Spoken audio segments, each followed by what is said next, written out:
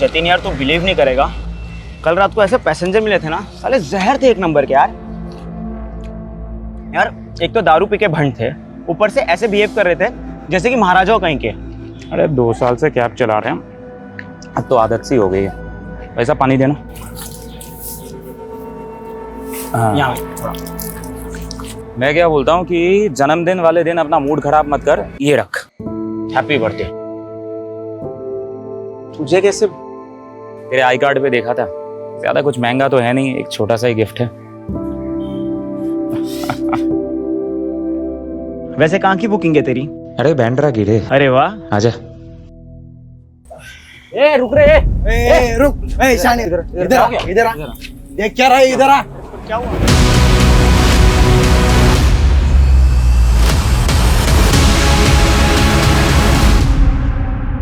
Congratulations sir.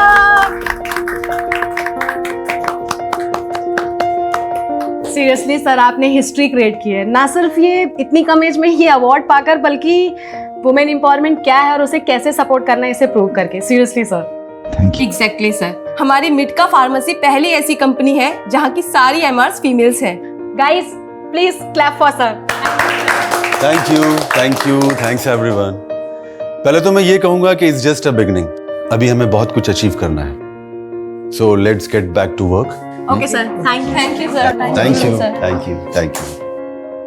प्रिया, मैं आज थोड़ा लेट हो जाऊंगा, हाँ तुम डिनर कर लेना। एक्चुअली मेरी एक डॉक्टर के साथ मीटिंग है, तो मैं डिनर उसी के साथ ही करूंगा। हाँ तो बता क्या रहे, ये तो रोज का है तुम्हारा।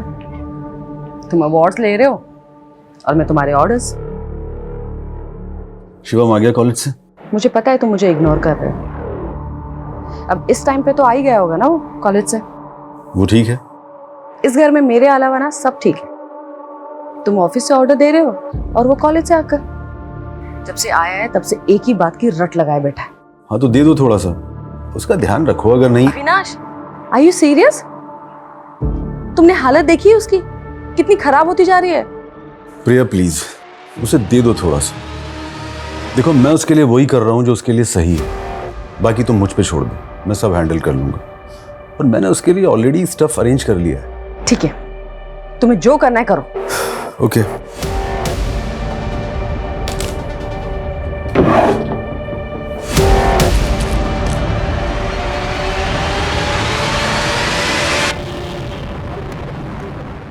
Thank you sir.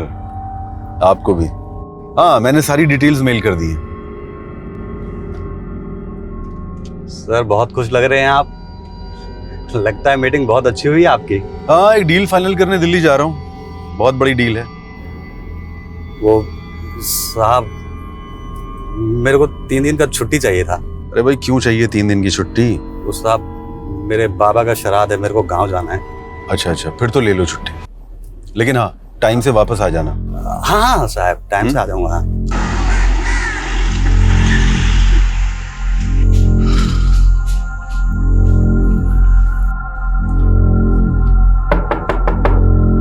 Shivam,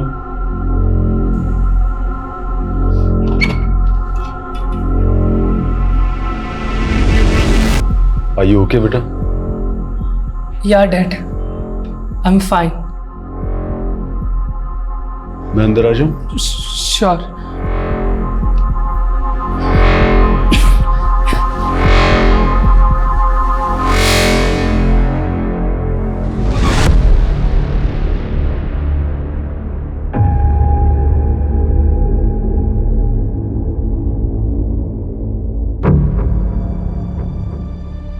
Shivam मैं कुछ दिनों के लिए शहर से बाहर जा रहा हूँ, तुम्हें किसी भी चीज की जरूरत हो तो मुझे कॉल कर लेना, ओके? डैड, आप हमेशा मेरी सपोर्ट करते हो, मॉम बिल्कुल नहीं करती। कुछ भी बोलो नो। अब जाने से पहले उनको बोलकर जाइए कि ठीक है बेटा मैं बोल दूंगा, लेकिन तुम्हें भी ध्यान रखना होगा। तुम उसे इतना भी परेशान मत करना कि वो तुम्हें फिर से मना कर दे। लेकिन उसकी नो में तुम्हारी फिक्र होती है बेटा, तुम भी अपने अर्जिस को नो कहना कंट्रोल करना सीखो, ठीक है? खुद हीरो बनकर मुझे विलन बना रहे हो शिवम की नजरों में। हाँ, तुम्हारे तरीके सही और मेरे तरीके गलत, जबकि तुम खुद उसे ड्रग्स लाकर दे रहे हो। प्रिया मैंने डॉक्टर से बात की थी, एक झटके में उसकी आदत तो ये छूट नहीं सकती ना। हमें उसे टाइम टू टाइम डोज देने पड़ेंगे और ये भी देखना होगा कि कहीं वो वायलेंट ना हो जाए। अच्छा, तो उसे मेरे भरोसे क्यों छोड़ कर जा रहे हो तुम? प्रिया, क्योंकि मुझे पता है कि तुम उससे बहुत प्यार करती हो और इस दुनिया में उसका तुमसे अच्छा केयर कोई नहीं कर सकता। और तुम्हें पता है ना, मैं बिजनेस मीटिंग के लिए बाहर जा रहा हूँ। हाँ, ये सही है। तुम बिजनेस मीटिंग के लिए दुनिया घूमो और मैं यहाँ खाना बनाते बनाते मर जाऊं। मिटका फार्मा जो मेरा ब्रेन चाइल्ड था, आज उससे मेरा कोई लेना देना ही नहीं है। अरे लेना देना क्यों नहीं है? तुमने कभी सोचा है तुम्हारे सपोर्ट के बिना ये सब पॉसिबल हो सकता था? देखो प्रिया, मिटका और शिवम दोनों हमारी रिस्पॉन्सिबिलिटी है।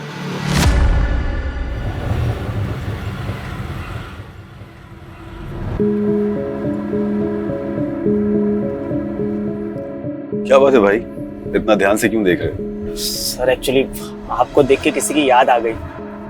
वो एक बिजनेसमैन है, मैंने हाल ही में उनका वीडियो देखा था। उसमें दिखाया था कि उन्होंने अपने कॉलेज में अपने दोस्तों से उधार लिया और 8 बिजनेस खोले और सब फेल हो गए। फिर अपनी वाइफ का आइडिया लेके उनसे पैसे लिए और बिजनेस खोला तो वो सक्सेसफुल हो गया। दवाइयों का बिजनेस। सर मैं उनकी दवाइयाँ खाता हूँ, बहुत अच्छी है और बहुत सस्ती भी है, तो थोड़ा आपकी शक्ल उनसे मिलती है इसीलिए।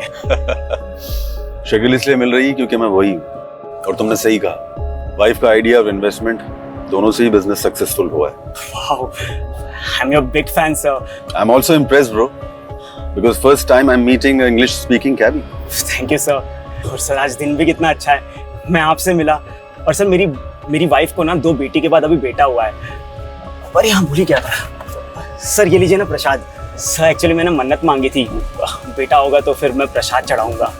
कांग्रेचुलेशंस। बट मुझे बड़ा अजीब लग रहा है, तुम इतने एजुकेटेड होकर भी इन सब चीजों में फंसे हुए। गलती मेरी नहीं है सर, इस दुनिया की है। इंसान चांद तक पहुंच गया लेकिन अभी भी विमेन की रिस्पेक्ट नहीं करता है।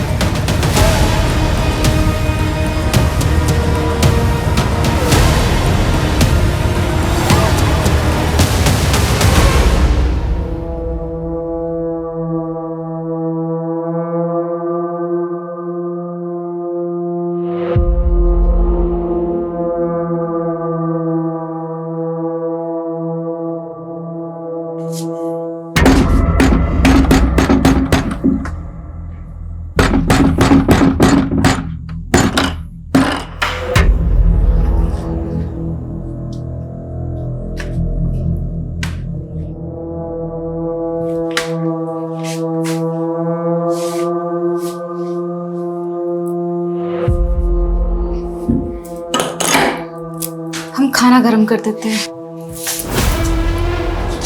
खाना खा के आए हम, अभी हमको कुछ और चाहिए। कपड़े उतार। हमारी बेटी के आसपास भी दिखे ना तुम, तो हम चीर के रख देंगे सबको। हाथ लगा के तो दिखा, लगा के तो दिखा।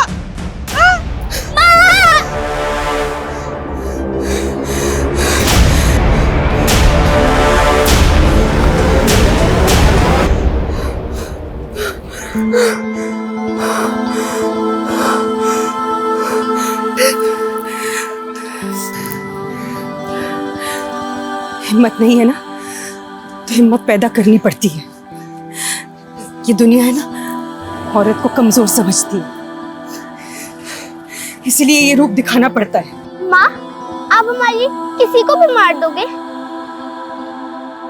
देख बेटा, इतना समझ ले, हमारे होते हुए तुम दोनों को कोई कुछ नहीं कर सकता, चाहे इसके लिए हमें कुछ भी करना पड़े।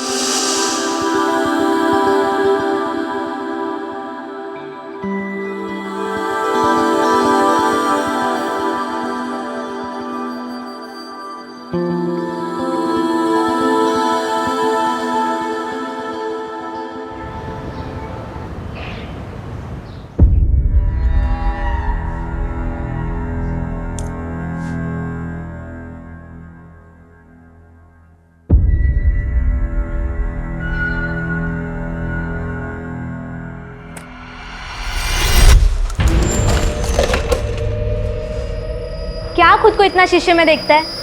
मैं तेरे को ऐसे आंख भर के देखती हूँ, वो कम है क्या? चल आजा, खाना खाते, वो भी एक ही प्लेट में। आ ना, प्यार बढ़ेगा। तेरा घाव अभी तक भरा नहीं, दवाई नहीं लगाता ना तू? रुक, मैं लाती है।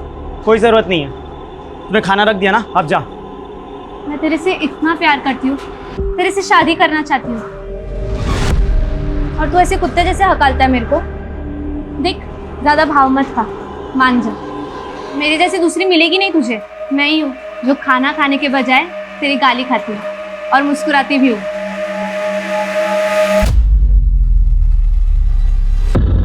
The number you are trying to call is currently not reachable. The number you are trying to call is currently not reachable.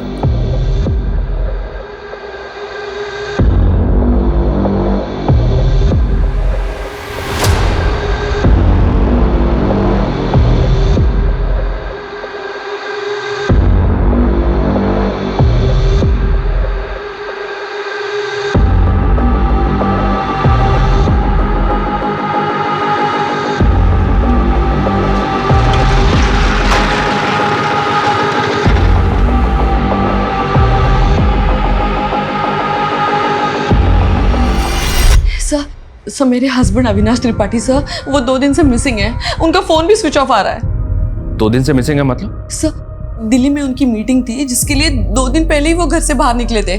Flight थी उनकी दिल्ली की, लेकिन मैंने जब एयरलाइन में फोन किया तो पता चला कि उन्होंने फ्लाइट बोर्ड ही नहीं की। सर आपको पता था कि आपके पति 2 दिन से मिसिंग है और आप आ जा रहे हैं पुलिस स्टेशन? हाँ सर, वो अक्सर बिजनेस ट्रिप के लिए जाते रहते हैं सर। वैसे भी हमारी फ्रीक्वेंटली इतनी बात नहीं होती है, और मुझे लगा कि वो बिजी होंगे, इसलिए मैंने इतना नहीं सोचा। लेकिन कल और आज दोनों दिन मेरी उनसे बात ही नहीं हो पाई, उनका फोन स्विच ऑफ आ रहा है। आपने अभी बताया कि आपकी फ्रीक्वेंटली बात नहीं होती थी, तो ये भी तो हो सकता है कि वो अपनी मर्जी से कहीं गए हो, किसी ऐसी जगह जहां वो आपको बताकर नहीं जा सकते। ऐसा नहीं है सर, वो मुझे बताते हैं सर, और मेरे सामने ही उन्होंने एयरपोर्ट के लिए कैब बुक की थी, मेरे सामने ही वो घर से बाहर निकले थे सर। ओके रिलैक्स, हम कुछ करते हैं। सर अविनाश सर ने जाने माने कार्डियोलॉजिस्ट डॉक्टर चोपड़ा के साथ में एक डील क्रैक की थी, और इसी सिलसिले में उन्होंने उन्हें दिल्ली भी बुलाया था। तो फिर अविनाश ने फ्लाइट ली क्यों नहीं? उससे भी ज्यादा इंपॉर्टेंट कुछ और चल रहा था क्या? सर इस डील से बढ़कर सर के लिए कुछ इम्पोर्टेंट नहीं हो सकता। सर 2 साल से इस डील के लिए मेहनत कर रहे हैं। सर मुझे तो लगता है सर किसी मुसीबत में है। मिटका फार्मेसी ने बहुत जल्दी ग्रो किया है, तो पॉसिबल है कोई डिस्प्यूट या राइवलरीज? सर इस इंडस्ट्री में कट थ्रोट कंपटीशन तो चलता ही रहता है, और कोविड के बाद तो और भी बढ़ गया है। पर सर उनकी किसी से दुश्मनी हो ऐसा हमें कभी भी अंदाजा नहीं हुआ, और सर ने भी कभी ऐसा कुछ हमें बताया नहीं।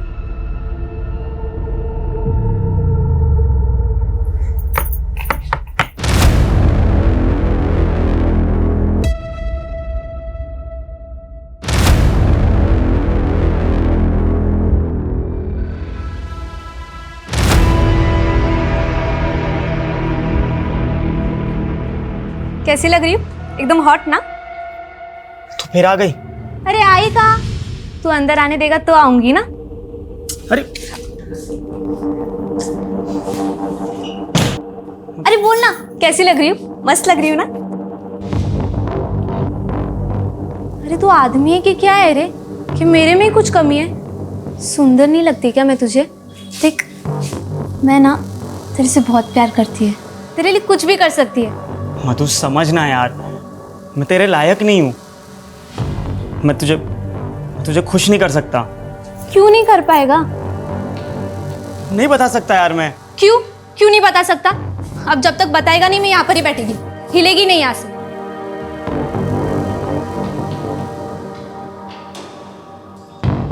ठीक है, बताता हूँ मैं।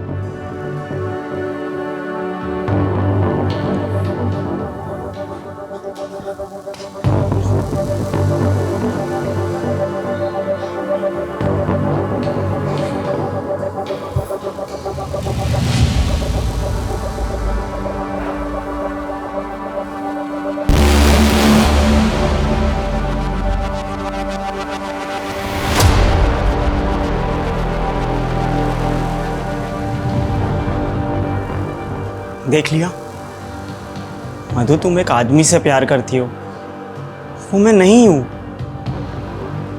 मैं क्या हूं मुझे भी नहीं पता।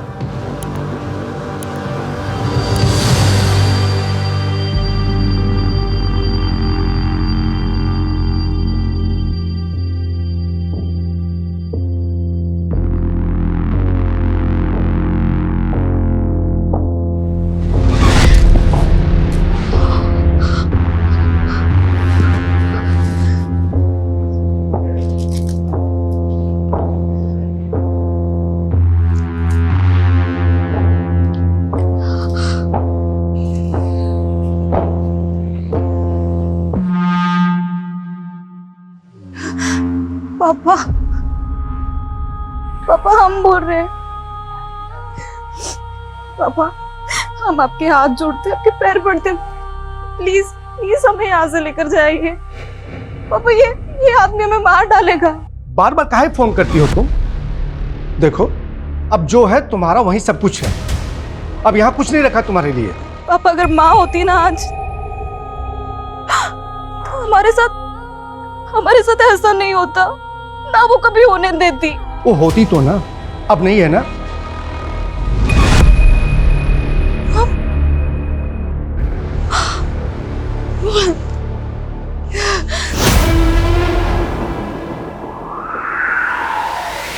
सर कैब कंपनी की इंफॉर्मेशन के अकॉर्डिंग ड्राइवर का नाम श्रवण किशोर है। वो 26 साल का है, इंदौर का रहने वाला है। सर कंपनी ने बताया कि उस दिन उसने पैसेंजर लेने की फौरन बाद ड्राइव को कैंसिल कर दिया था, तब से वो जॉब पे नहीं आया और उसका फोन भी नहीं लग रहा। सर हमने भी ट्राई किया था, फोन नॉट रीचेबल बता रहा है। श्रवण ने पैसेंजर बिठाने के बाद ड्राइव कैंसिल क्यों की?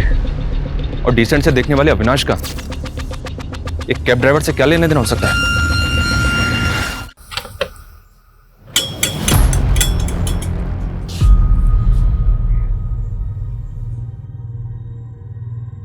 आप यहीं आसपास रहती हो?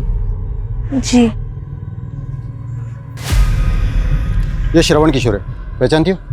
जी साहब। ये श्रवण किशोर अभी कहाँ मिलेगा? पता नहीं साहब, 3-4 दिन पहले तो देखा था, उसके बाद में पता नहीं कहाँ गायब हो गया।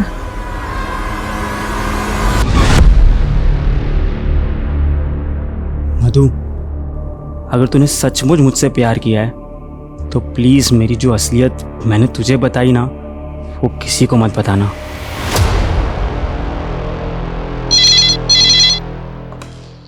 Hello, what?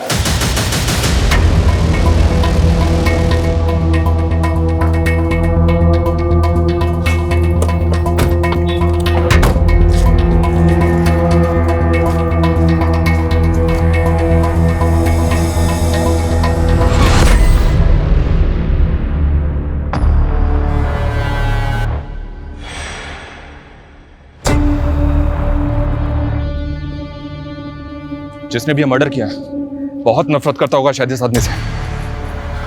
बॉडी के 5 टुकड़े, हाथ पैर और धड़ मिल गया, लेकिन सर गायब है।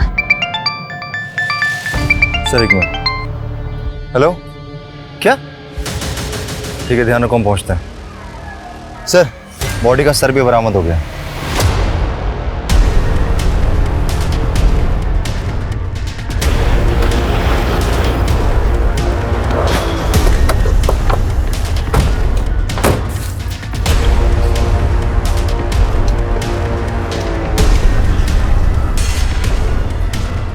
अविनाश के केस में सबसे अलग और अजीब बात है कि कैब ड्राइवर श्रवण का पैसेंजर लेकर ड्राइव कैंसिल करना और उसके बाद उसका और उसके फोन दोनों का लापता हो जाना।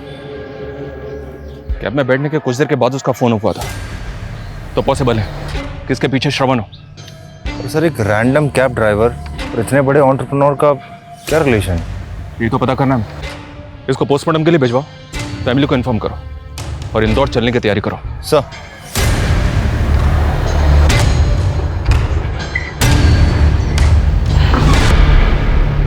ये नहीं हो सकता। अविनाश मुझे छोड़कर नहीं जा सकता। अविनाश मुझे छोड़ के कभी नहीं जा सकता। प्लीज पानी दो।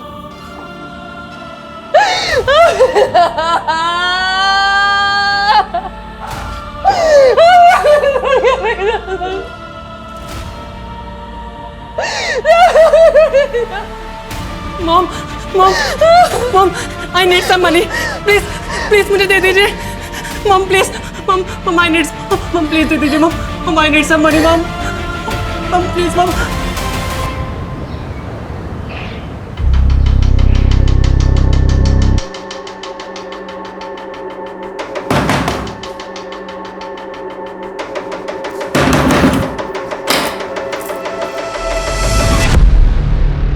श्रवण किशोर यहीं रहता है? कहाँ है, बुलाओ उसे। वो घर पर नहीं है। कहाँ गया? कब तक आएगा? जी पता नहीं है, वो कभी बताकर नहीं जाते हैं। झूठ बोल रही हो, बताकर नहीं जाते? ए, कौन है? क्या बात करी इससे? हाँ भाई, कौन है तू? श्रवण किशोर तू ही है? हाँ मैं ही हूँ, तेरा बाप श्रवण किशोर। बोलने से चलेगा कि लिख के दूँ? हाँ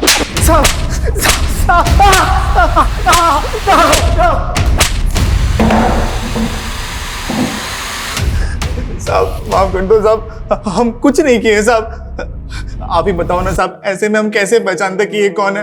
हमको लगा कि मेरी बीवी का कोई। चुप, बिल्कुल चुप। अब अगर तू ही श्रवण किशोर है ना, तो बता, मैं मुंबई से इंदौर कब आया तू? तेरा फोन क्यों बंद है? और वो गाड़ी कहाँ है जो कैब कंपनी के लिए चलाता है तू? मुंबई गाड़ी कैब कंपनी? क्या क्या बात कर रहे हो साहब? हम जिंदगी में मुंबई नहीं गए हैं साहब, ना ही हमको गाड़ी चलाने आता है। यहाँ तक कि 2 साल से तो हम इंदौर से बाहर तक नहीं गए सर। पर तेरे आईडी पे पिछले 2 साल से एक आदमी मुंबई में कैब चला रहा है। कैसे? हमको कैसे पता साहब, कैसे? इसको जानता है तू? नहीं साहब। सर जेल में इसका अच्छा खासा आना जाना है। एंग्री यंग मैन बन के घूमता है, लड़ाई झगड़ा मारपीट रोज का काम है सर। नहीं सर। खूंखार है तू? हाँ? पर तुझसे भी खूंखार वो है। बॉडी के 6 टुकड़े किए उसने। मर्डर में प्राइम सस्पेक्ट है जिसमें तुझे उठाया है। अविनाश के गायब होने से लेकर अभी तक फरार है वो। अब अगर तूने सच नहीं बोला ना, तो मुंबई तो छोड़, ब्रह्मांड की सैर करवा दूंगा तुझे। साहब कसम खा के कह रहे सर, हमको नहीं पता साहब वो कौन है। हमको कोई फंसा रहा है साहब, हमको कोई फंसा रहा है। हम इतने सालों से इंदौर से बाहर तक नहीं गए साहब। मतलब तू सैर करके ही मानेगा? कदम सो करवाओ इसको सैर। Yes sir. कोई फंसा रहा है?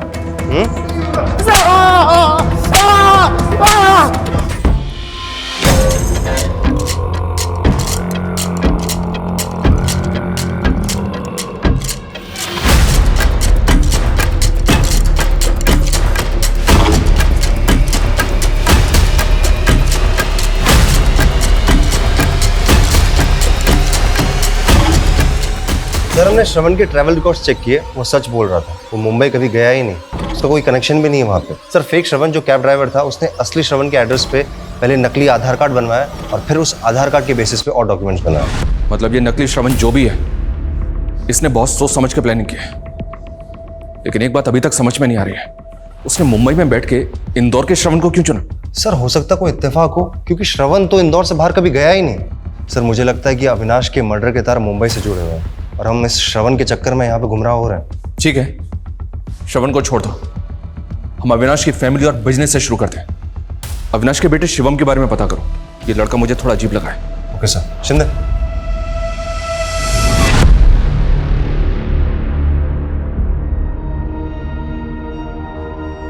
अविनाश, मैंने वो सारे पॉइंट्स अंडरलाइन कर दिए हैं जो तुम्हें क्लाइंट के सामने हाईलाइट करने हैं, जो हमारे प्रोजेक्ट का यूएसपी है। ठीक है? Okay boss. और ये क्या, तुमने फिर से पुरानी शर्ट पहन ली? मैंने ना इस मीटिंग के लिए नई शर्ट। देखो बॉस, इसमें तुम्हारी नहीं चलेगी, क्योंकि ये शर्ट मेरे लिए बहुत लकी है। तुमने अपनी फर्स्ट सैलरी से ये शर्ट गिफ्ट की थी मुझे। जब मैं तुम्हारे पापा से मिलने गया था, तब भी मैंने ये शर्ट पहनी थी और उन्होंने पहली बार में ही हाँ कह दी थी। और जब शिवम इस दुनिया में आया था, तब भी मैंने ये शर्ट पहनी थी। मुझे तो लग रहा है ये क्लाइंट हमारा पहली बार में ही हाँ करने वाला है।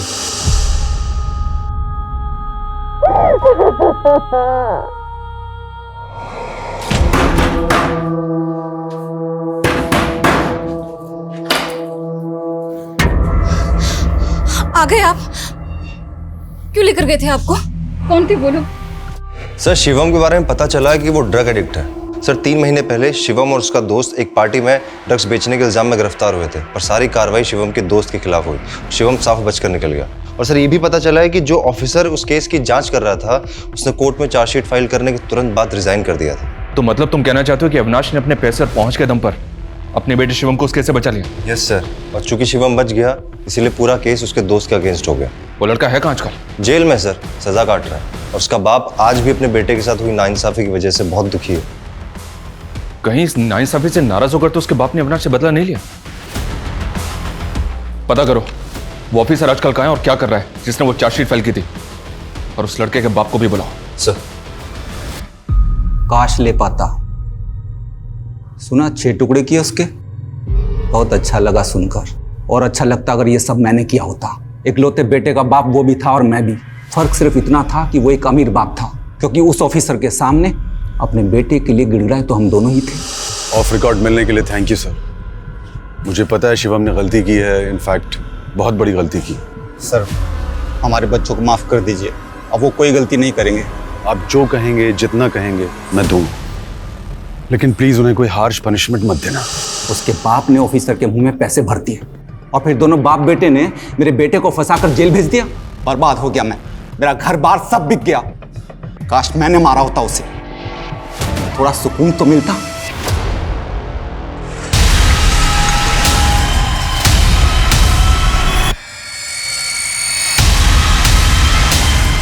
पॉसिबल है कि श्रवण के मर्डर में इसका हाथ हो, पर तब भी यह समझ में नहीं आ रहा कि इंदौर का श्रवण जो कभी मुंबई आया तक नहीं, उसको फ्रेम करने का क्या मतलब है?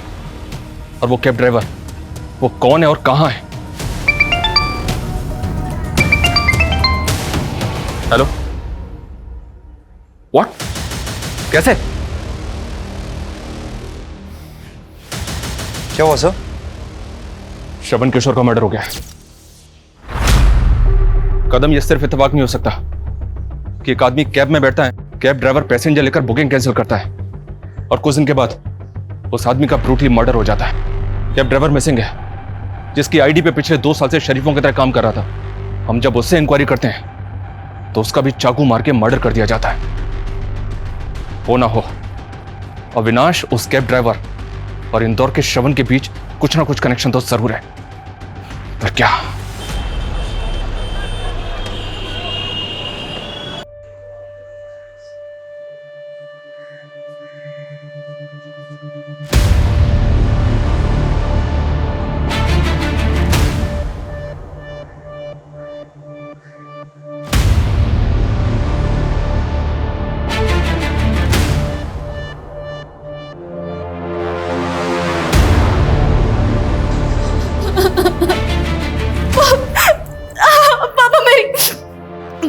पापा मेरी बात, पापा बात को समझने की कोशिश कीजिए ना। पापा हमें नहीं जाना है वापस इंदौर।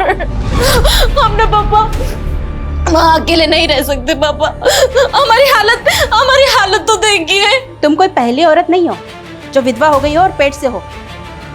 हम बता दे रहे हैं, हमको अपनी छाती पर कोई बोझ नहीं चाहिए। पापा हम इस हालत में। तुम जाओ अंदर, हम बाद में बात करेंगे।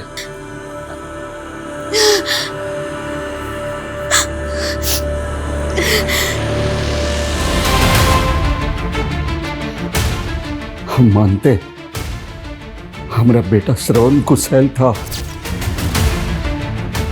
लेकिन इतने सालों में तो कुछ ना हुआ। हमें के कुछ समझ में नहीं आ रहा कि अचानक श्रवण के साथ ये क्या हुआ। झूठी तसल्ली ना दे, अपनी बेटी से पूछ क्या हुआ। दिलीप यार, तूने अपना बेटा खोया है तो उसने भी अपना पति खोया है। हमारी बेटी तेरी बहू है, उसकी पेट में तेरे खानदान का वारिस है। भाड़ में जाए बहू और भाड़ में जाए वारिस। हम तो ये सोच के पछता रहे कि ऐसी मनुष्य लड़की को अपनी बहू बनाया ही क्यों, जो हमारे बेटे को खा गई। श्रवण और अविनाश, ये दोनों कानपुर के रहने वाले हैं? सर सेम शहर और same locality. What? Yes sir.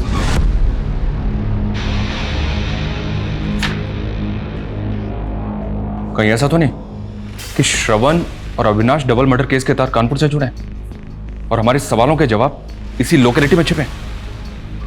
कदम, कानपुर चलने की तैयारी करो। सर।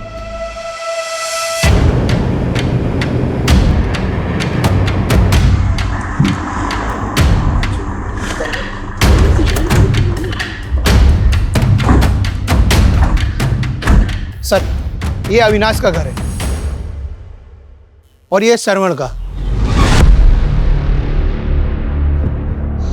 हमको तो कुछ समझ में नहीं आ रहा साहब, ये सब कैसे हो गया? पहले अविनाश और अब हमारा बेटा। किसी पे शक है आपको? बता सकते हैं कौन कर सकता है इसका? क्या बताएं साहब, कुछ समझ में नहीं आ रहा। अविनाश के पिता केशव और हम दोनों दोस्त थे, दोनों ने एक एक करके अपने इकलौते औलाद को खो दिया साहब।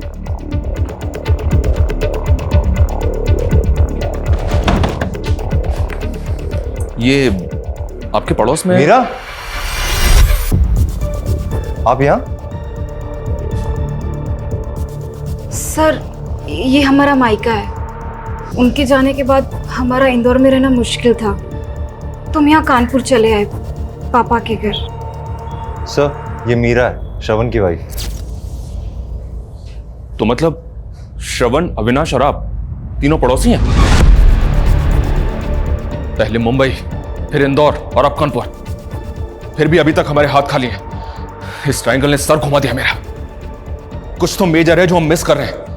ये क्रिमिनल हमारी आंखों के सामने गेम खेल रहा है और हम उसे पकड़ नहीं पा रहे। ऐसा मेरे करियर में आज तक नहीं हुआ।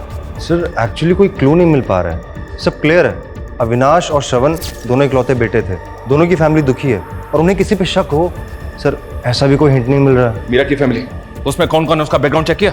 यस सर, मीरा के फादर का नाम भानु है, उनके 3 बच्चे हैं सर, 2 बेटियां और 1 बेटा। सर, मीरा पहले इंदौर में रहती थी श्रवण की डेथ से पहले। सर, एक बेटा है 15 साल का जो माँ बाप के साथ कानपुर में रहता है, और सर सबसे बड़ी बेटी स्वाति, उसके बारे में कुछ पता नहीं चल पाया। लोगों का कहना है कि वो बहुत पहले घर छोड़कर भाग गई थी। कदम, जब इससे कुछ मिलने वाला नहीं है तो इतनी लंबी कहानी क्यों सुना रहे मुझे? इससे अच्छा होता कि तुम उस फेक श्रवण कैब ड्राइवर के बारे में पता करो। हो सकता है कि वो किसी तरह ट्रायंगल से जुड़ा हो। सर,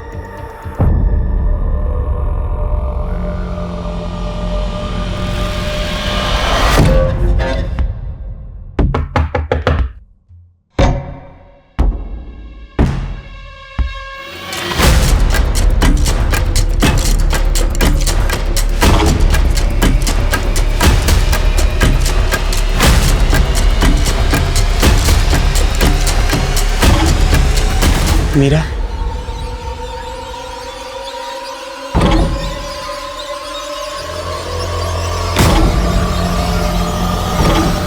दी,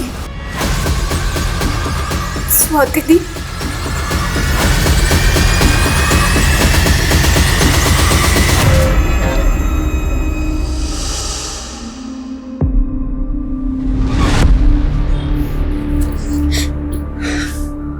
कहाँ थी तुम? रो मत। तुम्हें पता है मुझे तुम्हारी बहुत जरूरत थी। मैं हूं ना यहाँ पर अभी तेरे लिए। सब खत्म हो गया। नहीं, सब खत्म हो गया। आ गई तुम दोनों फिर से हमारी छाती पर मूंग गलने के लिए?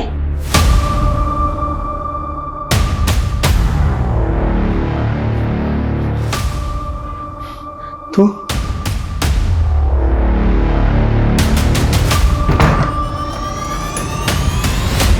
तू क्या चाहती है कि तेरा ये रूप देखकर पूरा समाज हम पर हंसे? आपको बस अपनी और इस समाज की पड़ी रहती है। हम और मीरा क्या चाहते हैं, किस हाल में, कभी सोचा है आपने? मेरी इस रूप का भी कारण ना आप ही हो, आपकी वजह से हुआ ही है। खैर, हम यहाँ पर कोई बहस करने नहीं आए,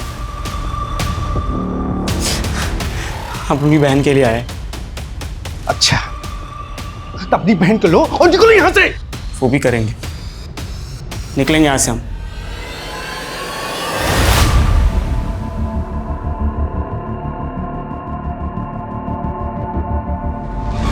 समझ नहीं आ रहा है हम क्या मिस कर रहे हैं, कहां चूक हो रही है हमसे। इन तीनों फैमिलीज में आपस में कभी कोई कॉन्फ्लिक्ट रहा है, कोई दुश्मनी या कोई झगड़ा जिसके बारे में अभी तक हमें पता ना हो? सर, अविनाश और श्रवण की फैमिली की ऐसी कोई हिस्ट्री नहीं है, और क्रिमिनल हिस्ट्री एक्चुअली भानु की भी नहीं है।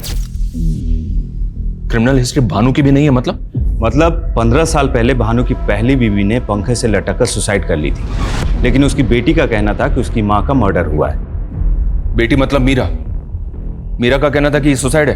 नहीं सर, मीरा नहीं, उससे बड़ी वाली स्वाति।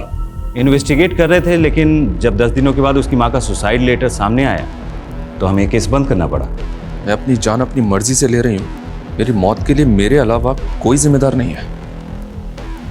इतना फॉर्मल सुसाइड नोट मैंने अपनी जिंदगी में पहली बार देखा है।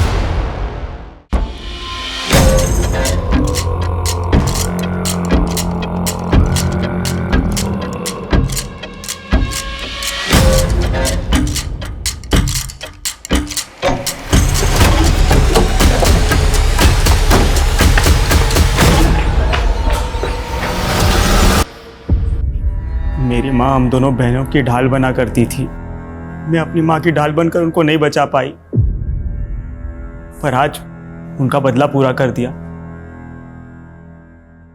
आज वो बहुत खुश होगी। भानु, तू झेलता कैसे है इस औरत को? तो बेटी पैदा करके चौधराइन जैसे ऐसे घूमती है जैसे बेटा जन्म दिया। और हेकड़ी तो देखो, तीसरा बच्चा पैदा करने के लिए भी मना करती है। अरे भाई, एक लड़का हो जाए, बेचारे को वारिस मिल जाए, कोई बुढ़ापे में हाथ पकड़ के चलने वाला हो, सहारा देने वाला हो। पर उसे पीछा छुड़ाऊं कैसे? वो मेरा पीछा नहीं छोड़ने वाली। अगर छुप छुपा के शादी कर भी ली, उसे पता चल जाएगा, मुझे और उसको, हम दोनों को मार डालेगी। अरे तो रास्ते से हटा देना। हमारे पास ऐसे ऐसे तरीके हैं कि सांप भी मर जाएगा और लाठी भी नहीं टूटेगी। बिल्कुल ठीक कह रहा है दिलीप, निपटाओ से।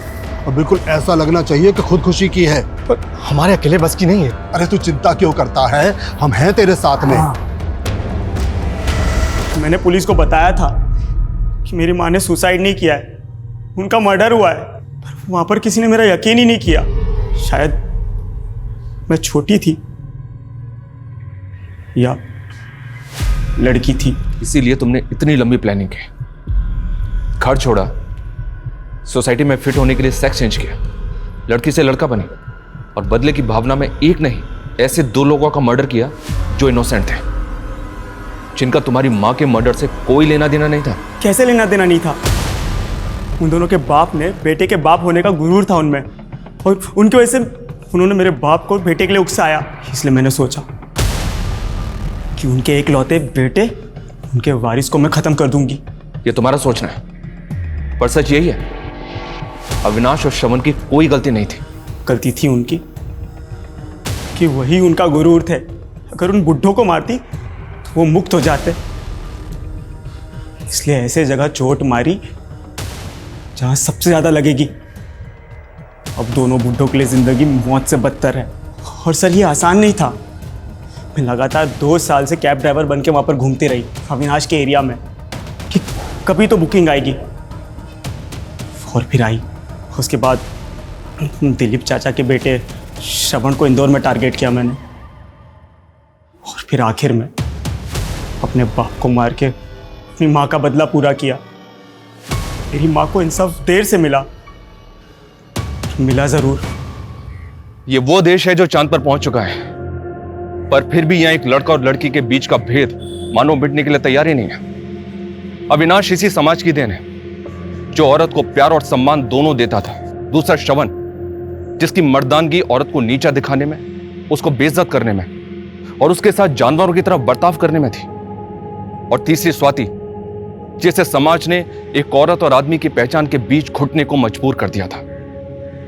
स्वाति, श्रवण और अविनाश के पिता ने उसकी मां के साथ जो किया वो निश्चित ही एक जुर्म था, लेकिन स्वाति ने कानून का सहारा लेने के बजाय बदला लेना सही समझा। मीरा को सब पता था, फिर भी उसने मासूम लोगों की जान लेने से स्वाति को रोका नहीं, और वो भी इस जुर्म में हिस्सेदार बन गई। स्वाति को एक गुनहगार बनाने में न्याय व्यवस्था भी जिम्मेदार थी, जिसने उसकी मां की हत्या को स्वाति के बताने के बाद भी आत्महत्या मान के केस क्लोज कर दिया। क्राइम पेट्रोल की इस स्पेशल सीरीज में हम आपके सामने ऐसे ही और केसेस लेकर आते रहेंगे, जिनमें ना सिर्फ कड़वी सच्चाई होगी, बल्कि वो समाज के लिए एक आईना भी होंगे।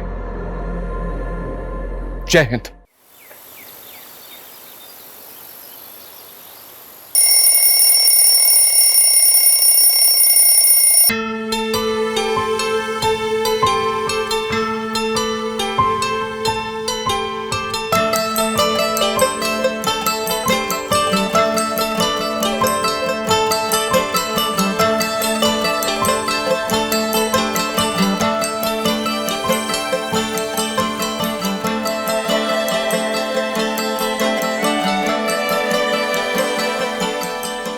गुड मॉर्निंग मम्मा। माँ गुड मॉर्निंग। उठ जाइए, मैंने चाय रख दी है। भैया को चाय देके आती हूँ। हाँ अरे भैया आप अभी तक सो रहे हैं? ये लीजिए आपकी चाय। 6:30 बज गया है, आज मीटिंग है, लेट हो जाएंगे। जल्दी उठ रहा उठिए उठिए उठिए। मैं उठ रहा हूँ बाबा।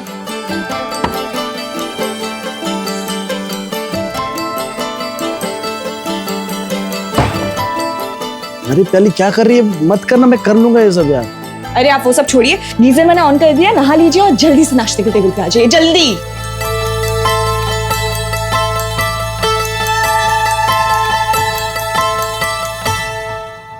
चलो मम्मा, चलो भैया, मैं निकल रही हूँ, बहुत लेट हो चुकी हूँ। Bye bye bye bye. पूरे घर के लिए खाना बनाती है, 5 मिनट लगता है खाने में, खा के निकला कर। खा। अच्छा ठीक है, मैं ना ले लेती हूँ, रास्ते में खा लूंगी। मैडम। हाँ जी। तुमको नहीं लग रहा कुछ भूल गई होगी? तू ऑल द वेरी बेस्ट। मुझे पता है आप बहुत अच्छे से अपना काम करोगे। चल जा। Bye bye. तरुण सर, आप बिल्कुल टेंशन मत लीजिए, मैं और मेरी टीम आपको बेस्ट मार्केटिंग स्ट्रेटजीज बना के देंगे। इनफैक्ट मेरे पास एक प्रपोजल भी तैयार है सर। ऋषभ, ये प्रोजेक्ट प्याली हेड करेंगे। पर सर ऋषभ सर सीनियर है। अंजलि, सीनियर जूनियर से कोई फर्क नहीं पड़ता, फर्क पड़ता है तो परफॉर्मेंस से पड़ता है। और तुम दोनों ने ना अभी तक कुछ भी नहीं किया। वहीं उसी जगह प्याली ने मुझे 3 दिन पहले ही मार्केटिंग स्ट्रेटेजी का ऑप्शन भेज दिया। And you know what, I really liked it. Sir मेरे पास भी रेडी है, इनफैक्ट हम लोग नीश क्लास को टारगेट भी करने वाले।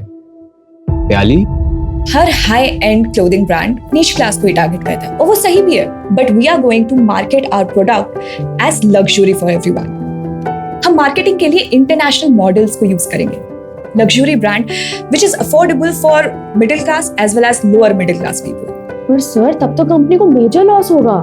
नहीं अंजलि, नहीं होगा लॉस, इसमें प्रोजेक्शन है। We are talking about volume here. पर प्रोडक्ट प्रॉफिट मार्जिन शायद से थोड़ा सा कम हो सकता है, बट वॉल्यूम में जब सेल होगा तो ओवरऑल प्रॉफिट बहुत ज्यादा होगा। सी, कोई नुकसान नहीं है। Let's do it guys.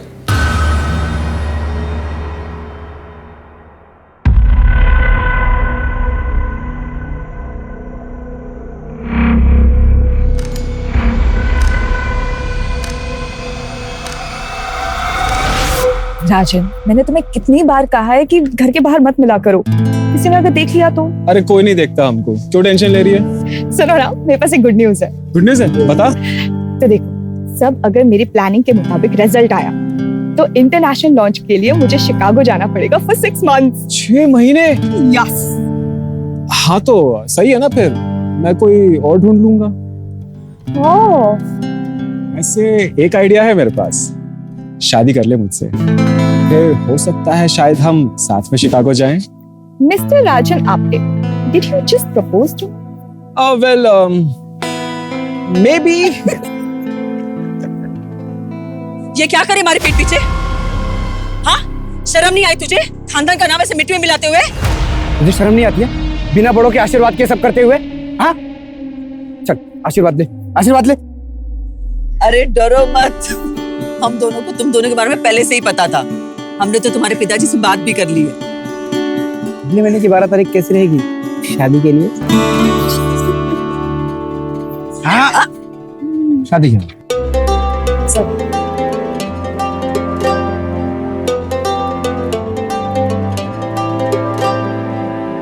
अरे चल जल्दी जल्दी हाथ चला। अरे ऐसे रखा अभी तक, ठीक से पूरा खोल दे जल्दी से पूरा। हाँ। अरे भैया नमस्ते। नमस्ते भाभी, कैसे हो? और कृतिका कैसी चल रही है तैयारी? सब बढ़िया चल रही भैया। चलिए चलिए अंदर चलिए। और तू कैसा है हर्ष? वो कितना साइज पे है ना, उतना ही साइज ले, थोड़ा ऊपर ले। से ऊपर ले। जाने दे, ऊपर जाने दे। कौन है? एकदम चाचा चाची। कैसी हो बेटा? जीती रहे बेटे। जीते रहो बेटा। हाय हर्ष। हाय। अरे वाह, बहुत खर्चा कर लिया दीदी तुमने। और नहीं तो क्या, एक लौती बेटी है हमारी, इसके लिए नहीं करेंगे तो किसके लिए करेंगे? लेकिन है तो चाचा जी, पूरा घर अकेले प्याली संभालती है। इसके बिना हमारा एक भी दिन नहीं कटता। ना तो हमारा ही बनता है। नीरज, हाँ है तो सही। विनोद,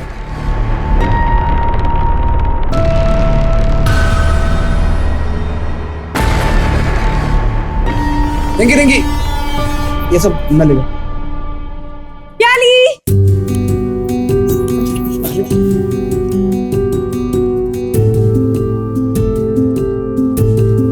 क्या है? इतनी क्या जल्दी थी? शादी की डेट इतनी जल्दी के रख ली कि हमारा गोवा की बैचलर्स पार्टी तो रह गई ना। वहाँ तो शादी के बाद भी जा सकते हैं ना। शादी कर रही हूँ, मर नहीं रही हूँ। शादी के बाद ना पराई माल हो जाओगी तुम। शादी से पहले जाते तो लड़के तोड़ते ना। कुछ भी कितने लोग हैं यहाँ।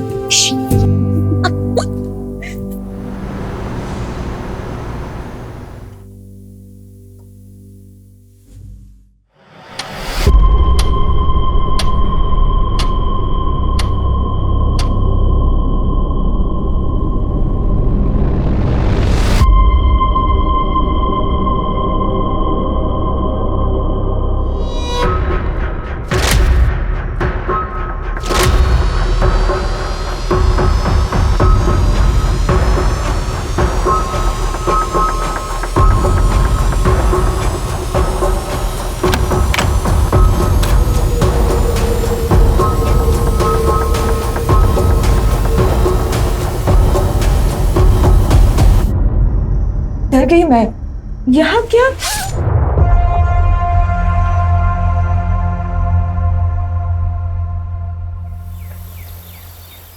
अरे पिंटू जी भैया जी। मार्केट जा, रजत हलवाई के यहाँ से 5 किलो मोतीचूर के लड्डू लेना। कहीं और से मत लेना, रजत हलवाई के यहाँ से ही लेना। जी भैया। हाँ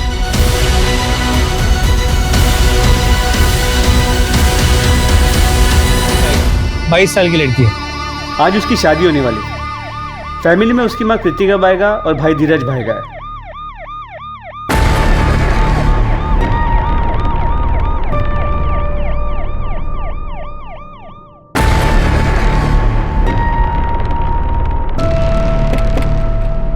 आइए सर। कोई लीड मिली? नहीं। एक मिनट। कौन है आप लोग? कहाँ जा रहे? सर ये लोग रिलेटिव्स हैं, शादी के लिए आए थे। अभी कोई भी घर से बाहर नहीं जा सकता, यहीं रहेंगे। हाँ आइए सर।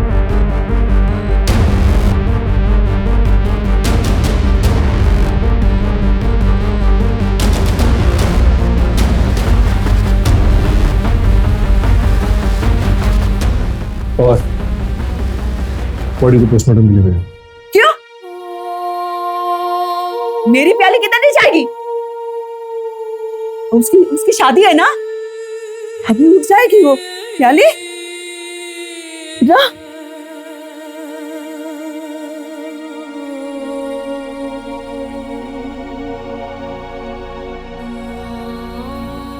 प्याली जा बेटा, शादी है ना। माँ चलो, बहुत सारा काम बचा है, पूरा करते हैं। हाँ शादी ब्याह का घर है, इतना सब कुछ हो गया और किसी को कुछ पता ही नहीं। कहाँ थे आप लोग? सब थके हुए थे, थकार के सब सो गए थे। सर हम लोग तो यही हॉल में सो रहे थे। सर मेन डोर चेक किया, कोई टेम्परिंग या फोर्स्ड एंट्री के निशान नहीं। मेन डोर लॉक था? हाँ सर, मैंने खुद लॉक किया था। मेन डोर लॉक था, हॉल में ये लोग सो रहे थे, जाहिर सी बात है यहाँ से तो आया नहीं होगा। ये दरवाजा किस तरफ निकलता है? बाहर की तरफ निकलता है, टेरेस पे भी जाता है।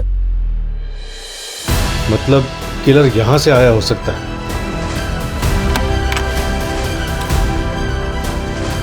ये ज्वेलरी कितने की थी? उसने अपनी शादी के लिए खरीदी थी, 15 लाख की थी। आपको किसी पे कोई शक? पता नहीं सर, मेरी शादी तो बहुत अच्छी थी, सीधी शादी थी।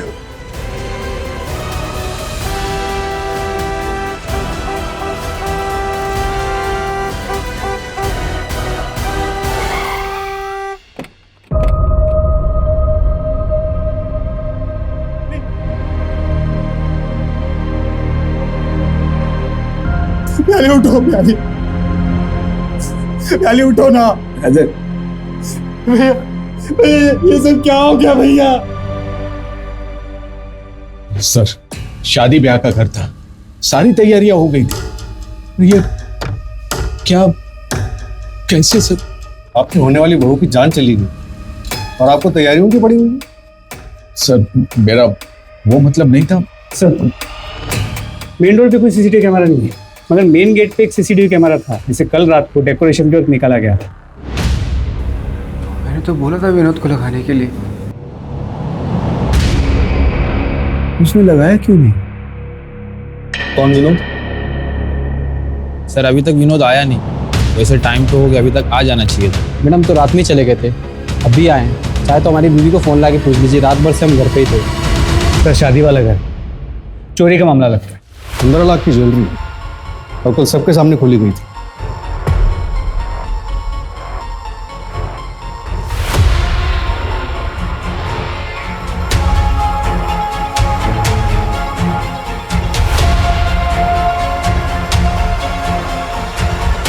लगता है ससुराल वालों ने दहेज मांगा होगा। अरे नहीं नहीं चाचा जी, राजन दहेज मांगने वालों में से नहीं है। याली मैडम, आपका ऑर्डर किया हुआ केक। Thank you. श्वेता, शादी वाले घर में केक क्यों? मिठाई मंगवाओ। आज धीरज भैया का बर्थडे है, भूल गए ना आप सब? अरे हाँ, धीरज का बर्थडे। अरे वाह वाह वाह वाह, हैप्पी बर्थडे भैया। Thank you thank you. कितना हो गया? 490 रुपए। मैडम आपकी शादी है? QR code? ये केक वाले को भी ट्रैक करो और प्याली की प्रोफेशनल और पर्सनल लाइफ में जितने भी लोग हैं सबसे बात करो, कुछ भी छूटना नहीं चाहिए। गले पर क्लीन कट है, शायद किसी प्रोफेशनल का काम हो सकता है। सर मैंने धीरज से ज्वेलरी की फोटोज भी मंगवाई है, उस पर भी अलर्ट जारी करवाते थे।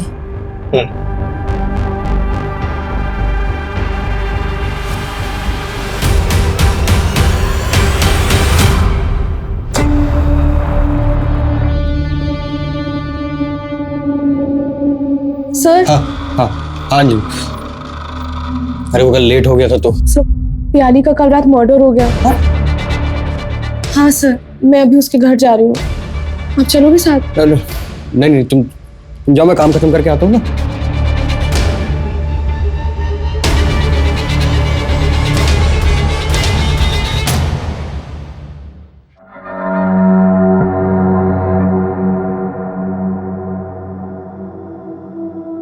तरुण, तुम टेंशन में क्यों बोला?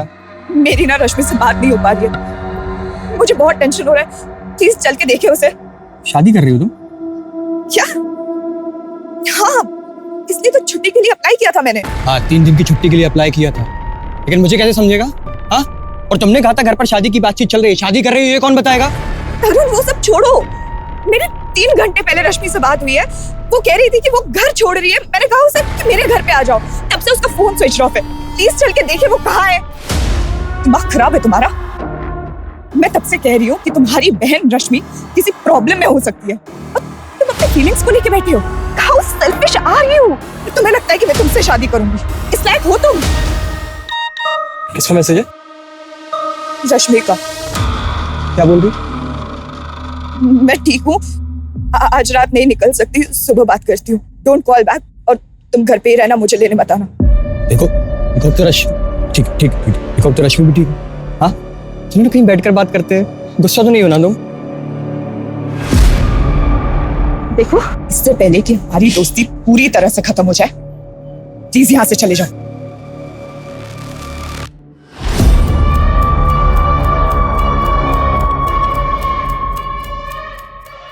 सर, आपका गैंगटॉक का टिकट।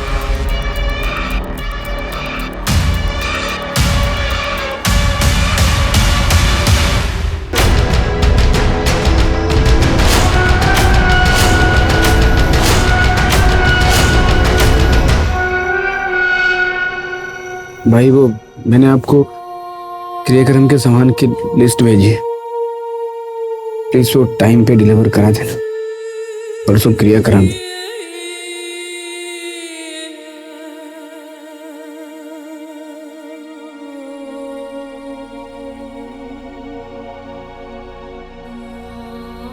धीरज,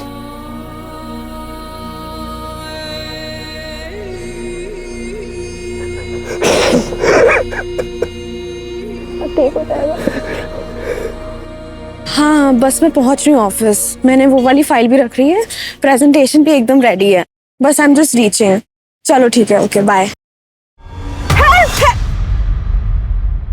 तेरा दिमाग खराब हो गया है क्या है ये सब? मैं हूँ, शांत हो जाओ, शांत हो जाओ।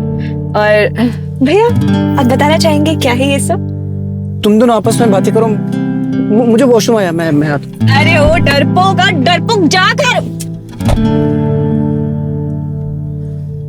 भाग गए। अब बताएगी क्या चल रहा है ये सब? सुन अंजलि, मैं ना तुझे कॉलेज टाइम से जानती हूँ, ओके?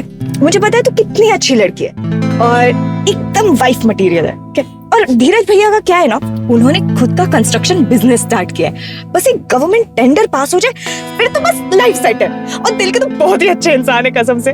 तो क्या तू उन्हें डेट करना चाहेगी? क्या तू मुझे अपने भाई के लिए प्रपोज कर रही हो? तो हाँ बोल दो। हाँ, ड्रामे करने की क्या जरूरत है? मुझे भी पता है कॉलेज टाइम से तुझे भी धीरज भैया बहुत पसंद है, इसलिए वो सारा नाइट स्टे का प्लान, नाइट स्टडी का प्लान मुझे पता है क्यों होता था। तो is it a yes? Good girl Matthew. Sorry भैया, उसने हाँ बोल दिया। हाँ बोल दिया? खत्म हो गया अंजलि। मैं तुम्हें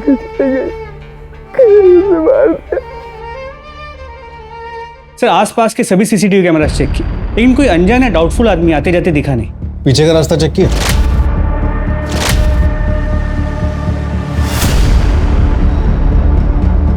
सर उस तरफ कोई सीसीटीवी कैमरा नहीं, तो पता करना मुश्किल हो। मैं चेकिंग करवा रहा हूँ कि वहाँ कोई दुकान या कोई आदमी मिल जाए जिसने कुछ देखा हो। पवार, एक बार ये पता चल जाए ना कि किलर आया कहाँ से था, तो इन्वेस्टिगेशन को एक प्रॉपर डायरेक्शन मिल जाए। सर, ये श्वेता है, प्याली की कजिन और उसकी बेस्ट फ्रेंड भी। रात को घर पे झगड़ा हुआ था। कृतिका, माना कि भैया के गुजरने के बाद तुमने घर के हर फैसले अकेले ले लिए, मगर ये घर बेचने का फैसला तुमने कैसे कर लिया? अरे हम लोग तो अपना हक छोड़ सकते हैं, मगर हर्ष का क्या? हर्ष का भी तो हक है इस घर पे। हर्ष का हक कैसे हुआ भैया? ये घर मैंने और धीरज के पापा ने अपने पैसों से खरीदा है, ये कोई पुश्तैनी घर नहीं है। लेकिन लिया तो इनके माँ के नाम पे था ना? हाँ, वो मेरे और धीरज के पापा का डिसीजन था, तभी माँ जिंदा थी। माँ के फ्यूचर के सिक्योरिटी के लिए किया था। और उनके और धीरज के पापा के जाने के बाद अगर इस घर पे किसी का हक है तो सिर्फ मेरा और मेरे बच्चों का है। तुम्हारा बच्चा तो सिर्फ धीरज है, पियाली तो पारा ही है। अच्छा जी, कई बार मैं आपके मुंह से सुन चुका हूँ इस शब्द को। इस घर पे हक मेरा और पियाली का है, और मैं अपना भी हक पियाली को देता हूँ। प्याली मेरी बहन है, सगी बहन। क्या लगा के रखा है सगी बहन सगी बहन? बोलने से हो जाएगी क्या? एक बात समझ लो, इस खानदान का खून नहीं है वो, अडॉप्टेड है वो, अडॉप्टेड। दे तू तेरे को हिस्सा, आजा। हाँ मैं भी देखता हूँ, तू कैसा देता पियाली को हिस्सा, मैं देखता हूँ। क्या प्याली अडॉप्टेड थी? हाँ सर, लेकिन धीरज भैया और बुआ ने प्याली को अपनी सगी बेटी जैसा माना।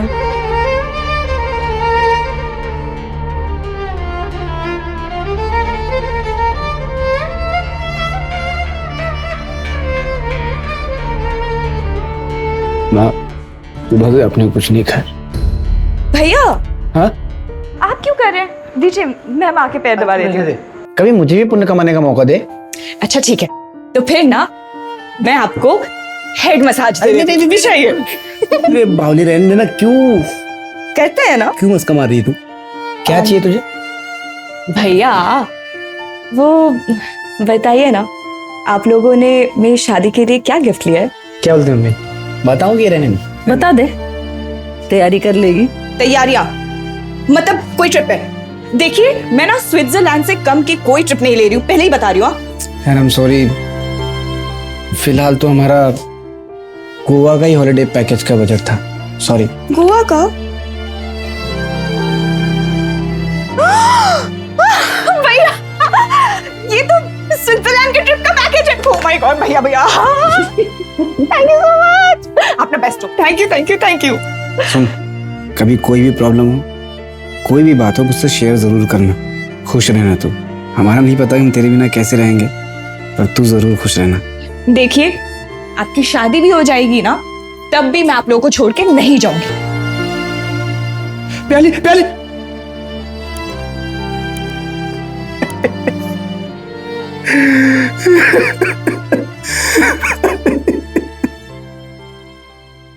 सर, धीरज और कृतिका जी ने घर अभी बेचा नहीं है, बस मार्केट के कुछ ब्रोकर्स को बोल रखा है। और विश्रामवाड़ी में एक छोटा घर ऑलरेडी रेंट पे ले लिया है। हो सकता है कि वो डील अब कैंसिल कर दे। इसके अलावा धीरज ने मार्केट में एक मनी लेंडर से 20 लाख रुपए लोन पे उठाया है। शादी के खर्चे के लिए उठाया होगा? नहीं सर, शादी का पूरा खर्चा तो पियाली ही कर रही है, बस ज्वेलरी का खर्चा धीरज और कृतिका जी कर रहे हैं। तो 20 लाख का लोन क्यों उठाया?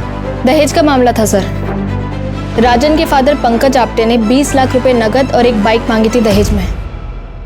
हाँ मांगा था, लेकिन वो दहेज नहीं था, राजन और पियाली के फ्यूचर के लिए मांगा था। तो उसमें क्या गलत किया? पियाली अपना पूरा पैसा उस घर पे उड़ा रही थी, फिर कृतिका जी के दवाइयों का खर्चा हो, घर चलाना हो, वो सब कुछ देख रही थी। अपने लिए कुछ बचा के ही नहीं रखा होगा उसने। फिर मुझे पता चला कि अपनी शादी का खर्चा भी वही उठा रही है। इससे धीरज अपना फर्ज तो पूरा करता। अच्छा हुआ नहीं रही पियाली, अला टली। आपने मुझसे पूछा क्यों नहीं दहेज मांगने से पहले? बाप हूं तेरा, पूछना जरूरी नहीं समझा? सर, धीरज से बात हुई थी। उसने कहा कि वो परसों इनसे मिला था और उसने कहा था कि वो दहेज की रकम शादी के बाद देगा। क्या मतलब?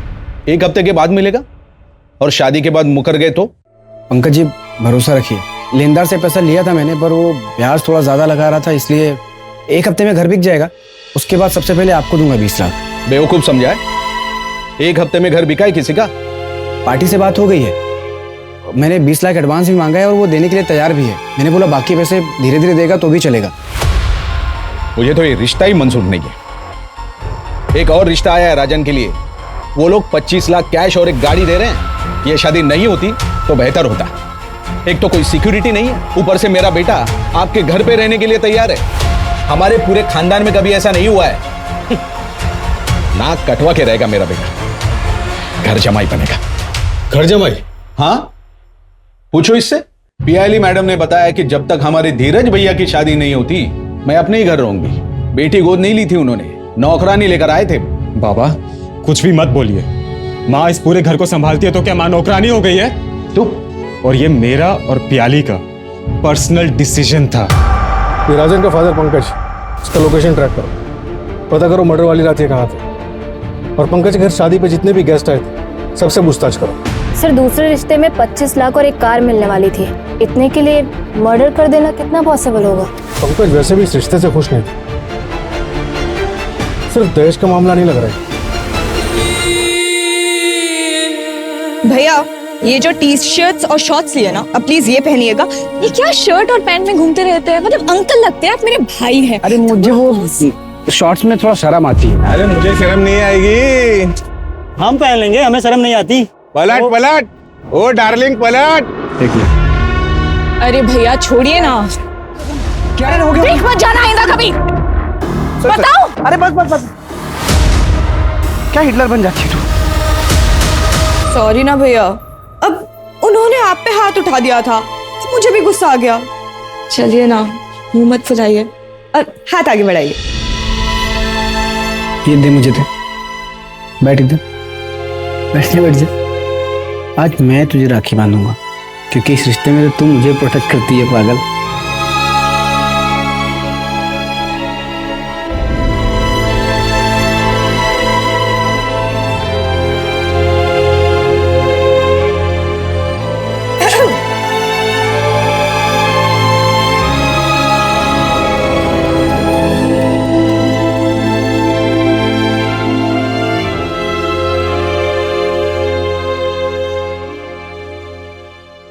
पियाली के घर के पीछे एक सीसीटीवी कैमरा मिला है।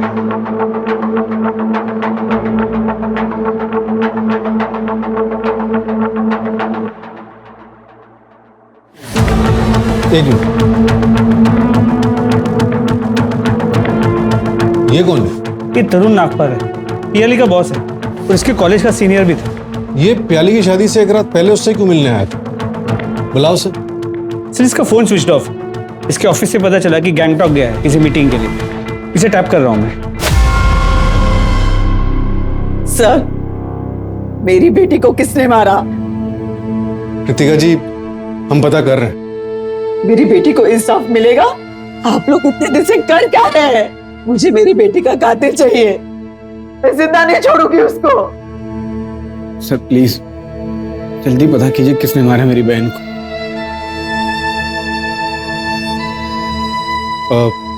धीरज, आप लोग अभी घर जाइए। हम किलर तक पहुंचने की हर मुमकिन कोशिश कर रहे हैं। जैसे ही कुछ पता चलेगा हम आपको इन्फॉर्म करेंगे।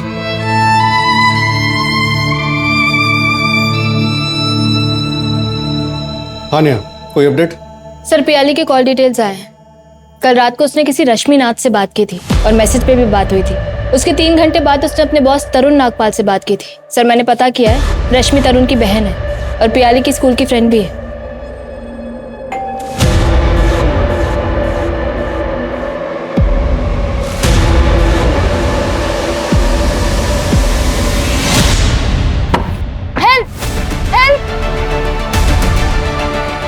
हेल्प मी सर, मैं और यहाँ नहीं रह सकती पियाली। तुमने सही कहा था, पर तब मुझ में इतनी हिम्मत नहीं थी। लेकिन अब रश्मि प्लीज शांत हो जा, तुम टेंशन मत ले। तो एक काम कर, मेरे यहाँ पे आ जा। पियाली तेरी शादी है कल, वहां पे उसने कुछ किया तो? रश्मि यहाँ पे 50 लोग हैं, निशांत कुछ नहीं कर सकता। तो प्लीज मना मत करना। देख 1-2 दिन बाद ना हम वुमेन सेल चलेंगे और निशांत के अगेंस्ट कंप्लेंट फाइल करेंगे। फिर तो निशांत तेरे पास लीगली आ भी नहीं सकता है, तो समझ रही है? बस जरूरी सामान ले और आ जा, ओके? देख मैं तेरे साथ हूँ, ठीक है?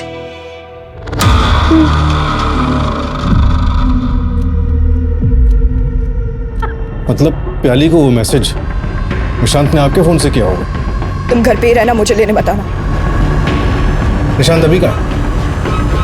उस रात वो गए और फिर लौटे ही नहीं सर। मैंने जब आप लोगों को देखा तब मुझे हिम्मत मिली मदद मांगने की। नेहा, इन्हें हॉस्पिटल ले जाओ और निशांत के खिलाफ जल्द से जल्द लुकआउट नोटिस जारी करो। सर आइए। कुछ पार्सल लाए तुम्हारे लिए? हाँ? अरे नहीं। क्या? हाँ? साहब, अरे साहब क्या हुआ साहब? साहब मैंने कुछ नहीं किया साहब। साहब मैंने कुछ नहीं किया साहब। मैंने तो सिर्फ केक की डिलीवरी दी और मैं निकल गया वहां से। चला गया था? चला गया था? हाँ चला गया था। हाँ साहब। केक की डिलीवरी के बाद तू केक शॉप जाने वाला था ना, वहां तो गया नहीं। कहाँ गया था? मैं वो बाहर में सुबह तक बैठा था साहब। कौन सा बार? कौन सा बार? नाम नहीं पता। नाम नहीं पता बाहर का? सच में नाम नहीं पता साहब। हाँ? लेकिन मेरे घर के बगल में, मैं चाहिए तो आपको लेके चलता हूँ साहब। बता एड्रेस, बता एड्रेस, बता। पोस्टमार्टम रिपोर्ट के मुताबिक मर्डर रात 3 से 4 बजे के बीच में हुआ और मर्डर वेपन किचन नाइफ जैसी कोई चीज थी। आसपास की दुकानों में पता करो, हाल फिलहाल में किसी ने ऐसी कोई नाइफ ली है क्या? और वो डिलीवरी बॉय, उसका क्या हुआ? सर बार में पता किया, वेटर ने कंफर्म किया कि उस रात वो बार में आया तो था, लेकिन सर एक छोटा बार है, वहाँ कोई सीसीटीवी कैमरा नहीं, तो ये नहीं कंफर्म कर सकते कि वो वहाँ कितने बजे तक था। ऑफिस में किसी से कोई राइवलरी? हाँ सर, ऋषभ दुबे पियाली का सीनियर है, लेकिन फिर भी पियाली को ज्यादा प्रमोशंस मिल रहे थे। उसका मूवमेंट ट्रैक कर रहे हैं सर। और सर एक और बात पता चली है, पियाली की एक कलीग है अंजलि, जो 3 साल से धीरज की मंगेतर है, लेकिन धीरज शादी के लिए वेट कर रहा था। इससे पहले भी जो अरेंज मैरिजेस की बातें चली वो आगे नहीं बढ़ पाई। ठीक है धीरज, हम फैमिली प्लानिंग 3-4 साल बाद कर लेंगे, लेकिन उसके लिए शादी क्यों पोस्टपोन करनी है? नहीं अंजलि, एक बार शादी हो जाती है ना तो बच्चे के लिए चारों तरफ से प्रेशर आने लगता है, और मैं नहीं चाहता कि मेरे भी मन में कोई बायस आए। प्याली का प्यार मैं किसी भी कीमत पे बांट नहीं सकता। मेरी इस बात को अगर तुम समझ रही है तो ठीक है, वरना मेरी तरफ से तुम फ्री हो। I will understand. तो इसके लिए मैं पियाली का मर्डर करूंगी? लेकिन क्यों सर? रुकावट तो सिर्फ उसकी शादी थी जो अगले दिन होने वाली थी। हमें तो पता चला है कि धीरज का काम अच्छा नहीं चल रहा था। एक घर था प्याली की शादी के लिए, वो भी बिक रहा था। सर मैं धीरज की मंगेतर ही नहीं, पियाली की दोस्त भी थी, और मेरे पापा के पास खुद अच्छा खासा पैसा है। मैं प्रॉपर्टी के लिए किसी का मर्डर नहीं करूंगी। मर्डर वाली रात तुम अपने घर पे नहीं थे, तुम्हारा फोन भी स्विच ऑफ था। क्यों? हाँ सर, मैं घर पे नहीं था क्योंकि मैं रोज रात को जॉगिंग के लिए जाता हूँ। अच्छा, रात के 3 बजे? हाँ तो आप सीसीटीवी चेक करिए ना, रोज दिखूंगा। सर आपके पास कोई प्रूफ भी है या मुझे ऐसे ही बुलाया? मैंने कोई मर्डर नहीं किया सर। हमें हमारे लोगों से पता चला कि तुम्हारे ऑफिस के कोई शिकागो का प्रोजेक्ट था जो तुम्हें लीड करना था, लेकिन वो मिला पियाली को लीड करने के लिए, और इस वजह से तुम काफी नाराज थे। हाँ सर, मैं नाराज था और इसे कॉम्पिटिटिव नेचर बोलते हैं, इससे मैं किलर नहीं बन जाता हूँ। सर मैं तो 1 घंटे में जॉगिंग करके घर भी आ गया था। प्याली का घर मेरे घर से 40 मिनट के डिस्टेंस पे है, और अगर मर्डर का आप 10 मिनट भी पकड़ें तो आना जाना 1.5 घंटा। और सर मर्डर तो 3 से 4 के बीच में हुआ है ना। तुम्हें मर्डर का टाइम कैसे पता? हमारे भी लोग हैं सर। सर वो विनोद को उठा लिया। चलो। सर मैंने कुछ नहीं किया। सीसीटीवी क्यों नहीं लगाया था? वो तो धीरज सर ने मना किया था। विनोद। जी भैया, बहुत रात हो गई है, एक काम करो सुबह के लगा देना। ठीक है भैया, जाओ। एक तो मेरे बेटी के कातिलों को आप ढूंढ नहीं पा रहे, ऊपर से आप मेरे बेटे पे इल्जाम लगा रहे हैं। क्यों धीरज, तुम कुछ नहीं बोलोगे? विनोद को सीसीटीवी वापस लगाने के लिए क्यों मना किया था तुमने? बहुत रात हो गई थी सर। विनोद। जी भैया। कितना टाइम लगेगा? थोड़ा टाइम लगेगा भैया। तो इसको लगा के जाना, मैं मेन डोर बंद कर रहा हूँ। ठीक है? ठीक है। लेकिन जिसने भी किया है ना सर, वो कभी खुश नहीं रहेगा। प्याली खुद में एक जिंदगी थी, उसके होने से हमारा पूरा परिवार खुशहाल था। वो एक रोशनी की तरह थी जो पूरे परिवार को डगमगा देती थी। उसके जाने के बाद पूरे घर में एकदम अंधेरा सा छा गया। सब खत्म हो गया सब। मैं कमिश्नर तक जाऊंगी, अगर मेरी बेटी को इंसाफ नहीं मिला तो मीडिया के सामने अनशन कर दूंगी। आप लोग ठीक से इन्वेस्टिगेशन करिए, वरना एक माँ की ताकत को आप नहीं जानते। कृतिका जी, हम अपनी इन्वेस्टिगेशन पूरी ईमानदारी से ही कर रहे हैं, आप यकीन कीजिए। तोड़ो इस विनोद को, पुलिस से झूठ बोलता है। सर,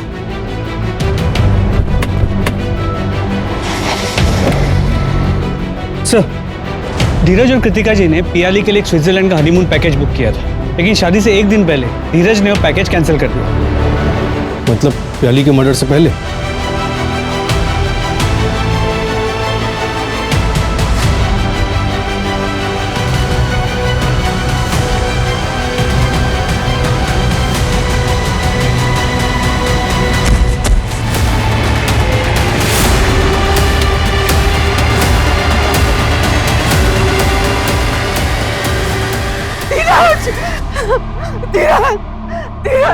धीरज के पीछे टेरेस पे किसी को जाते हुए देखा था क्या? आप लोग चले जाइए यहाँ से, मुझे कोई हिसाब नहीं चाहिए आप लोग से। मेरे दोनों बच्चे चले गए, निकल जाइए आप लोग यहाँ से।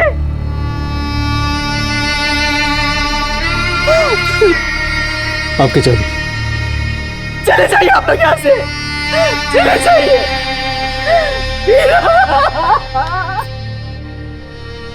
बॉडी पोस्टमार्टम के लिए भेजो। सर।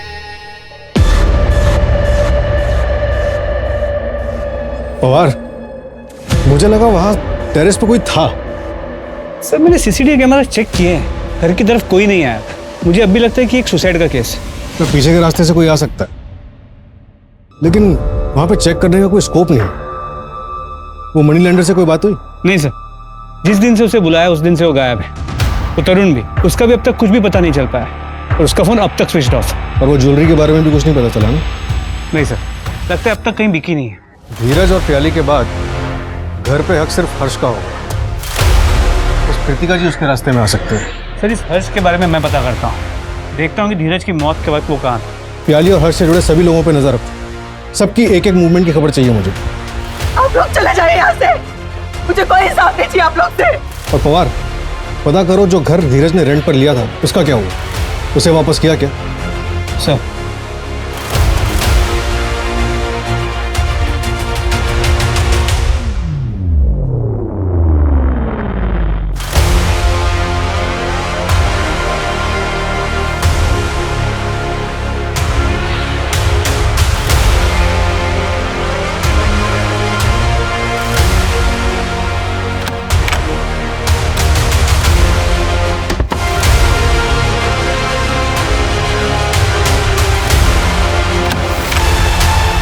क्या है उसमें? क्या?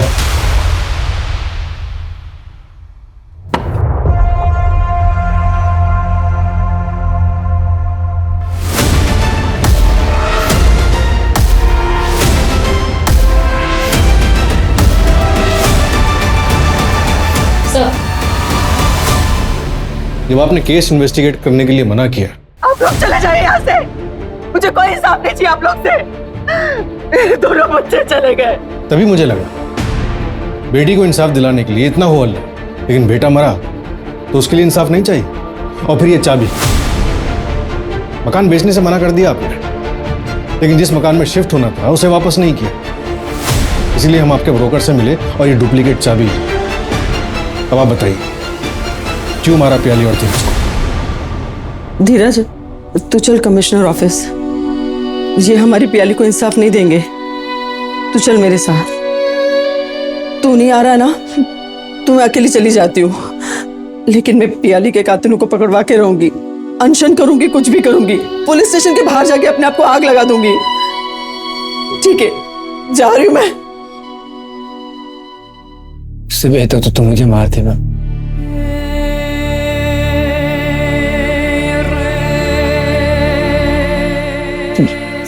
मैं जीने के लायक नहीं, मुझे जीने का कोई हक नहीं। तू ऐसे क्यों बोल रहा है धीरज? मुझे जीने का कोई हक। धीरज क्या हो गया तुझे? मुझे जीने का कोई हक नहीं। धीरज, धीरज उठ जा, कुछ बताएगा धीरज?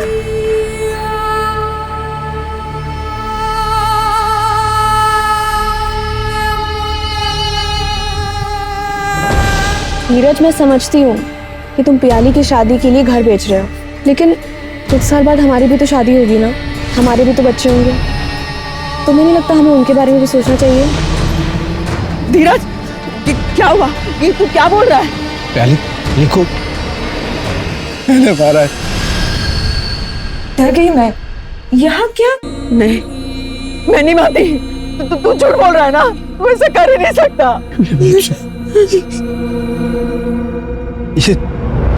ये रेंट वाले घर की चाबी है। इस घर में बैग जिसमें मैंने सारी ज्वेलरी और वो चाकू रखी है जिससे मैंने प्याली को मारा। धीरज, बेटे ने बेटी को मार डाला। बेटा तो रहा नहीं। तुम्हें उसका नाम खराब नहीं करना चाहती थी। भाई बहन का रिश्ता बदनाम हो जाता। एक पल में प्याली सखी से अडॉप्टेड बन जाती। लोग तो यही कहते ना कि देखा, सौतेली थी इसलिए मार डाला। इस केस का कोई एंड रिजल्ट नहीं था, ना कोई अरेस्ट था और ना ही कोई चार्जशीट। मेरे करियर में ऐसा पहली बार हुआ था जब मेरे पास कोई जवाब नहीं था। आखिर ऐसा हुआ क्यों? क्या वजह थी? सदियों से चलती आ रही दहेज की प्रथा, या परिवार के आगे बढ़ने के बाद अपनों के बीच आई हुई दूरियां? धीरज ने जो कुछ भी किया उसे उसका गिल्ट था और इसी में उसने अपनी जान दे दी और अपने पूरे परिवार को खत्म कर दिया। धीरज ने दोनों डिसीजन सेल्फिश होकर लिए, अपनी बहन प्याली को मारने का और फिर खुद सुसाइड करने का। उसने अपनी मां के बारे में बिल्कुल नहीं सोचा। इस केस में क्रिमिनल था कौन? समाज में चलती आ रही कुप्रथाएं। ये समाज हमसे और आपसे बनता है। हम और आप बदलेंगे तो ये समाज बदलेगा। क्राइम पेट्रोल्स के और भी दिलचस्प कहानी देखने के लिए हमारे चैनल को सब्सक्राइब करें और बेल आइकॉन दबाना न भूलें।